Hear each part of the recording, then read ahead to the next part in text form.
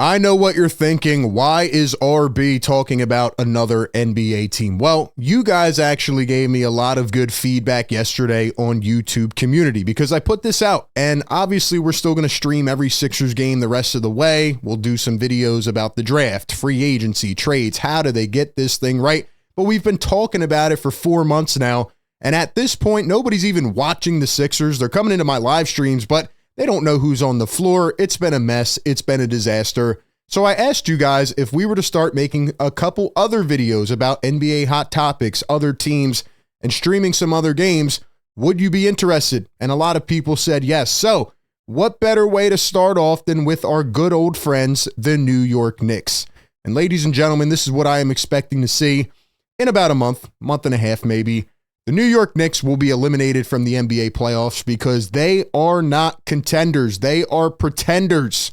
And today I'm going to go through this video and give you a couple main reasons why. But I want to start it off by looking at the NBA standings, because if you're just a regular NBA viewer, you'll look at the standings and think that teams like the Knicks, the Pacers, the Bucks have a chance. That's what the national media scale will tell you. But I'm here to tell you it's not like that. Right? The NBA is trying to push these ratings. They want to generate as much interest as they can.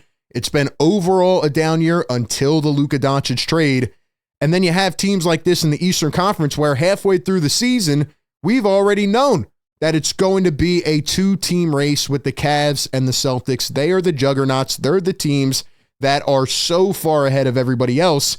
The Knicks are in third place right now, but they're 8 games behind the Celtics, and they're 12.5 behind the Cavs. So the New York Knicks are not making it far in the playoffs. Now, why is that? Let's go to a game the other night where the Knicks were playing the Charlotte Hornets. Now, granted, Jalen Brunson is out. He's had a pretty good year, regular Brunson year, mid-20s in the points. Really the main anchor for that team. Obviously, they traded for Karl-Anthony Towns. We'll get to that in a bit. But the New York Knicks, right, if we look up and down their box score and their roster, they have Mikal Bridges, Karl-Anthony Towns, right, Josh Hart, OG Anunoby. But here's what the Knicks did. They fell in to the same trap that a lot of these other teams did this past offseason. They went top heavy, right? They traded for a lot of big names. They gave up all their draft capital. They went all in. But what they didn't realize is that teams like the Celtics and the Cavs have the formula figured out. And what is that? You have to be dynamic. You have to be versatile. You have to be deep as a squad. And there's a lot more that goes into that. But let's look at the Knicks bench, right? Precious Achiuwa, Anton Watson, Marion Beauchamp, Campaign. Look, I love me some Campaign, but Campaign is their lead facilitator off the bench, and Landry Shamet. All right, their depth got so bad they had to sign P.J. Tucker, of all people. How's P.J. even still in the league? He was in jail for 2 years with the Clippers. Anyway, that's who the Knicks are playing right now, and they lose to the Charlotte Hornets. Again, no Jalen Brunson. Sure, that would make a difference, but you still can't beat the Charlotte Hornets of all teams. And if we go and we look at the stats here from the New York Knicks, again, they are very, very top heavy. And what we are now seeing with this new CBA and the way teams are constructing themselves. And again, I've learned this lesson a lot this year too, watching teams like the Sixers and the Suns, is that you can't build this way. Let's go back to a quote from Mikal Bridges, what was it, a week ago? He asked Coach Tom Thibodeau to, quote, back off on the starters' minutes because the bench deserves more.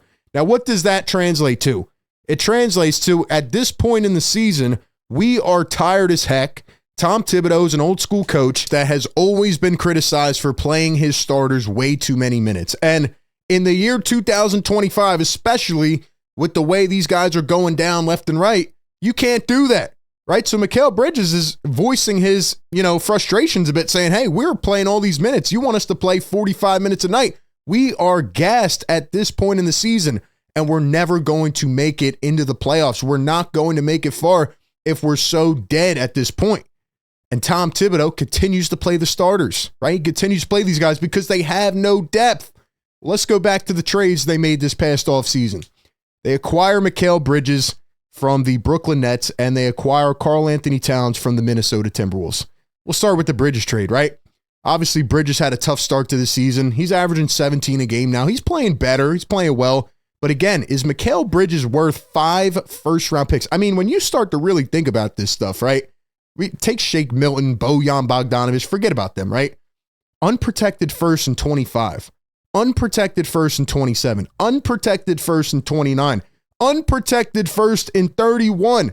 Unprotected swap in 28. And a top 4 protected 2025 first round pick. So essentially 5 first round picks for Mikal Bridges. That is wild. We said it when it happened.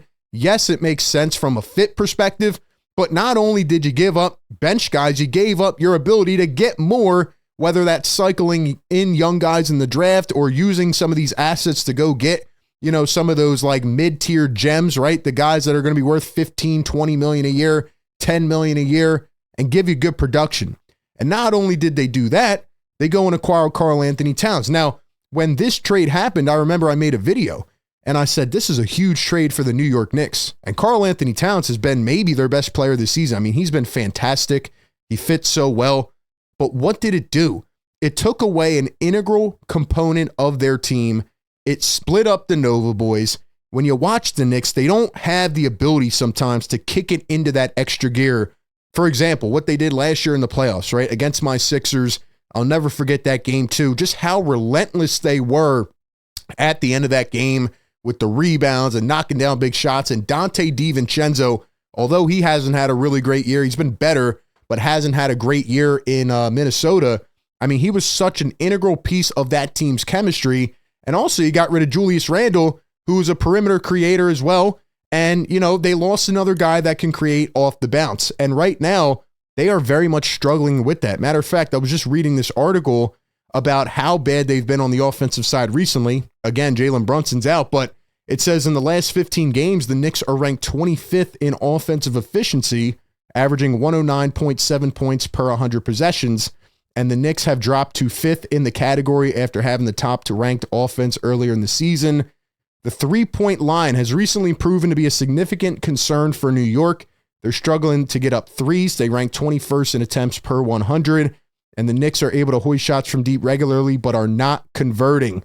Over this last 15-game span, they are 24th in three-point percentage, and the club is shooting a league-worst 30.2% from corner three. So the Josh Harts of the world, the Mikal Bridges, if Mikal Bridges could be a better off-ball player and he could knock down these shots, maybe it would work. But when you go and you look at these guys' stats, I mean, again, they're just not getting it done. The only guy shooting over 40% from three on this team is Karl-Anthony Towns. And they traded away the guy in Donte DiVincenzo, who came right in, had an immediate impact, and had the most threes in a season in their franchise history. So, I look at OG Anunoby, who's making $40 million a year. I look at Mikal Bridges. They're having good seasons, but not great. And I think that really represents what the Knicks are. They're a good team. They're not great.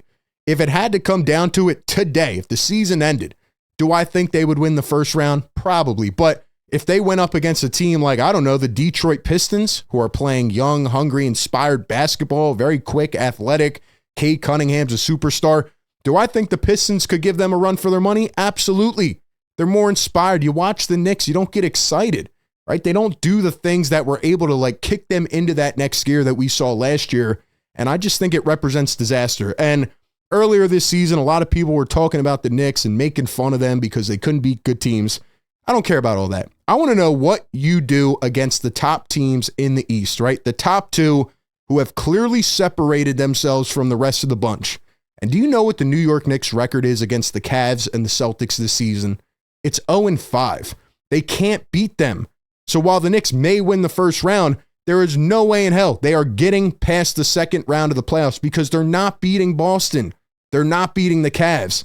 And I think it actually signals an even scarier thing when you start to look into their future on how they continue to move forward. Because if we go and we look at their salary cap table, right? Look at these next couple years. They said they were creating a 4-year window or a 3-year window. Well, guess what? You don't have much room to improve this team. They're $420,000 under the second apron. They're deep beyond. I mean, they're very close. And, how are you going to trade any of these guys? How are you going to get better? OG Anunoby's on the books for the next 4 years. Karl-Anthony Towns on the books until 2027 with a player option that year. Brunson, right? Even Brunson took a pay cut. Then they had traded DiVincenzo. That whole thing was weird. You have Josh Hart, but Mikal Bridges, right? Maybe that's the way to freedom. Mikal Bridges is an unrestricted free agent after next season. But you know what Mikal Bridges is going to want, right? He's going to want more money. He's going to want a payday, right? You traded for him. You gave up 5 first-round picks, and you might not even be able to re-sign him or want to re-sign him to try to improve your team in other margins because you're not deep enough. What are the common denominators of the good teams right now? The Cavs, the Celtics, right? The Thunder. They're deep. They shoot a lot of threes. They can shoot you out of the gym, and they're deep. They play together as a squad. You see, the way that they move around on the floor while every guy knows where the next guy is going to be before they even pass the ball. The Knicks rely so much on the dribble drive, kick out from Brunson, the pick and pop with Karl-Anthony Towns, and their other players are not effective enough in spotting up and shooting the three. So when I look at this Knicks team, not only is it going to be rough this year, I mean, they'll be good, but they're not going to get over the hump. I just don't know if they're ever going to get over it in the next 3 to 4 years. And looking back, it looks like that Mikal Bridges trade was an absolute mistake because they gave up so much. They gave up all of their arsenal of draft capital to get a guy who's just good, but he's not great. The Knicks are pretenders, not contenders. Give me your thoughts on this down below in the comment section. As always, appreciate everybody for tapping in. Be sure to like, comment, and subscribe, and I'll catch you on the next one. Peace.